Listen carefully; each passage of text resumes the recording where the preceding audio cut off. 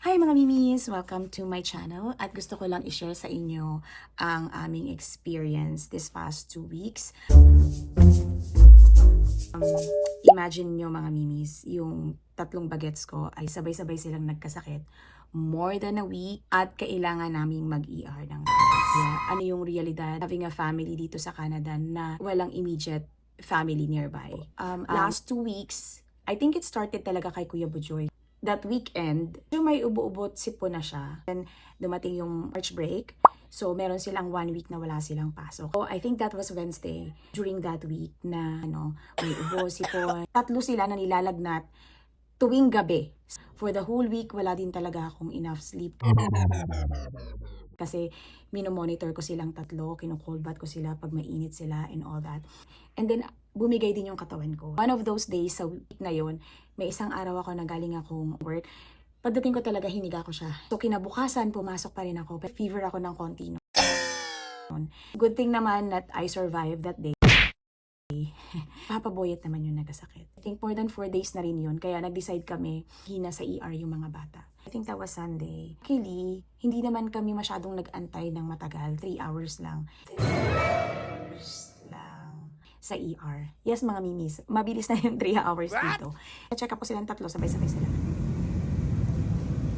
So, kagagaling lang namin sa ER at pina-check up namin yung tatlong mga bagets. Sabi ng doctor, viral lang naman daw. Na-off yung fever nila, tas cough and colds. And kapag nag-continue yung fever, 3 to 4 days, so ibabalik namin ulit sila sa ER. Pero hopefully, sana hindi na, kasi masigla na naman siya pag umaga. Usually kasi gabi lang sila parang mataas yung fever at saka talagang nilalagnat. Kung March break namin ay nasa bahay lang talaga. At nagpapagaling sa aming mga sakit. Kami talaga, and then nag-worry ako kasi si Kuya Bujoy, hindi talaga siya tumatayo. O kami nakapag-grocery, wala kami food sa bahay. So, dadaan kami ng Seafood City. Ang mga mimis, alam ko, nung nakausap ko yung mama ko dyan sa Pilipinas daw, ay pag umaga, malamig. Pero pag sapit ng tanghali, sobrang init naman daw. So, wala talaga natin maiiwasan ang magkasakit. Ayun, yung ubo ni Kuya. Mga mimis, ganito sila kapag nagbabago ng panahon dito sa Canada. Kasi magsi-spring na. I think, start na ng spring ngayon, anak, no? Betoy? Yeah. It's supposed to be spring today na. Pero, maganda naman ang paligid, mga mimis. I'll show. Ganito yung paligid. Yan. Hindi naman na, kasi kaninang umaga umuulan. So, kahit paano, ano na mga mimis, 7 o'clock. So, may araw. Ang good thing naman na naayos namin that day is yung pagbibigay ng tamang dosage sa kanila. Kasi hindi ko rin naisip na okay, nag-gain na sila ng weight. Lumaki sila ng konti. So, definitely, iba na yung dosage dapat nila. So, si Kuya na doble, and then si Bella at si Beto, nadagdagan sila ng konti. So, we were able to give them the right dosage of the Tylenol that they need to take. They sent us home, pero walang gamot at all. Dumaan yung mga araw, si Bella at si Betoy, nag-i-improve naman sila. So, mas masigla na sila, wala na ring fever. But then si Kuya Bujoy, from the time na pina-ER namin sila, nung unang-unang ER nila, si Kuya hindi na talaga siya kumakain. So, it's been more than 5 days na hindi siya kumakain. Pero, lagi naman siya umiinom ng tubig, and then we give him Hydrate. Kasi nga, nag-aalala ako na dahil wala siyang kinakain. So, talagang manghina siya. So, knowing Kuya Bujoy, si Kuya kasi lively yan eh. Tapos, minsan kahit may nararamdaman yan, kakain at kakain siya. But this time, nakahiga lang siya sa kama. Dahil, syempre si Kuya may special needs siya, no? He has autism. Hindi naman niya ma-describe kung ano talaga yung nararamdaman niya. But then, he was able to say, ouchy ears and ouchy throat. So, after 2 days, sabi ko, teka, ganun pa rin. Siya ulit sa ER. So, nakarating kami sa ER around 9:30 na nun. Daming tao. Meron kasing pediatric ER dito, mga mimis. But nagsasara na sila ng, I think, 11. Tapos, dilipat ka na dun sa adult emergency, no? Familiar na siya dun sa pediatric ER. Yung adult emergency area, yun yung bago sa kanya. Nalipat kami dun sa adult emergency. Ang daming pasyente. Tapos, mixed na siya. Mixed na. Expected na namin na longer wait. So, siguro nag-wait kami almost 5 hours. So, It's one of the most challenging na nag-antay kami. Kasi si Kuya Bojoy, nakakapag-antay naman siya. Pansigaw na talaga si Kuya. Siguro, hindi niya lang masabi na masama na yung pakiramdam niya. And he keeps on telling me, lay down sa bed, hospital bed. Kasi mga mimis, pag nag-antay ka sa emergency, merong mga bakanting beds na, I think, syempre, naka-ready kung sakali nga may critical, no? Talaga tinatry ko yung best ko na explain sa kanya na hindi pwede sa atin yung bed na yon kasi ganito, ganyan. Sobrang stressful nung pag-aantay namin, challenging. But you know what, mga mimis, natutunan ko din kasi nervyosa ako eh. Mga first 2 hours nga namin, parang feeling ko, magpa-pass out ako kasi kinakabahan ako na ano nangyayari sa kanya, hindi siya kumakain, and then hindi siya, usually iba talaga yung mood ni Kuya. So natutunan ko rin talagang kalmahin yung sarili ko. Kasi ako lang mag-isa dun eh.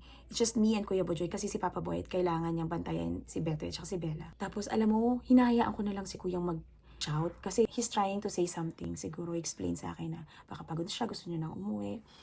But then talagang kinalma ko rin yung sarili ko. Tapos hawak-hawak ko lang siya, ginaganyan ko lang siya. Pina-x-ray siya, pero okay naman yung x-ray niya. At sabi ng doctors, parang hindi ko matandaan eh, pero may nakitang something sa throat niya. Maybe paga or I don't know. So anyway, dahil hindi nga niya ma-describe kung ano yung nararamdaman niya, sabi ng doctor, mag-start na muna kami ng antibiotic. Hindi na lang dito mga mimis, meron namang shoppers. Yun yung Mercury version natin dyan sa Pilipinas. Nakabili naman kami ng antibiotic right away. Pag uwi namin, pinainom ko na siya agad. Kain na siya ng konti, nuggets. Nabukasan, kumain siya ng fries. Yesterday, umupo na siya nung nagpi-play siya nung gabi. Nagpi-play siya ng video games. So far mga mimis, he's still recovering. Yung 1 week na March break nila, and then we spent another week for them to get better. So almost 2 weeks na yun. Ang hirap, lalo na pag sabay-sabay kayong nagkasakit. At the same time, kailangan mo pa rin pumasok. Katulad nun, okay na si Kuya, si Beto at si Bella, hindi pa rin namin sila pwedeng papasukin. Kasi though I can drop them off sa school, pero sino yung susundo? Kasi hindi naman namin pwedeng dalhin si Kuya, kasama si Kuya na sumundo sa kanya dahil may sakit na nga siya. So, tenga talaga sila lahat dito sa bahay. That's part of our journey dito sa Canada. Pero syempre, nadadaan natin yan sa maraming panalangin at lakas ng loob. Gusto ko lang din i-share sa inyo yung reality. Pag may nagkakasakit at wala kang immediate family na malalapitan. Then again, marami akong natututunan. Marami kang nadidiscover sa sarili mo. Natutunan ko talaga maging, okay, relax, kumalma at makapag-isip ng mas maayos. Kasi wala kang choice eh. Kailangan mo maging strong talaga. Kano kang 3 bagets. So wala kang choice. Kakayanin mo talaga. Sobrang pagod. Not just me but also Papa Boy for the past 2 weeks. Feeling ko hindi pa rin kami nakaka-recover. Dun talaga sa lakas na kailangan namin. Tayo ay magpapalakas at kakain tayo ng marami. Ayun, kasi hindi rin biro yung winter na nararanasan namin ngayon mga mimis. This is the most challenging winter so far na na-experience namin. At spring na mga mimis, pero may bahagya-bahagyang snow pa rin. At kaya minsan sobrang lamig, tapos biglang iinit. I guess sa weather din talaga siya. Ayan na si Kuya. Kuya, say hi! Okay. Gusto niya, nagyayaya na siya mag-mall. So, yun lang mga mimis, stay safe at sana healthy kayong lahat and all is well. So yan mga mimis, kung meron kayong mga experience na ganito din, you're then welcome. Mag-comment dyan sa ating comment section. At pwede rin naman tayong magkwentuhan sa aking Facebook. Comment lang kayo doon. Miss, keep it cool. Na-miss kong sabihin yon. Keep it cool. Bye!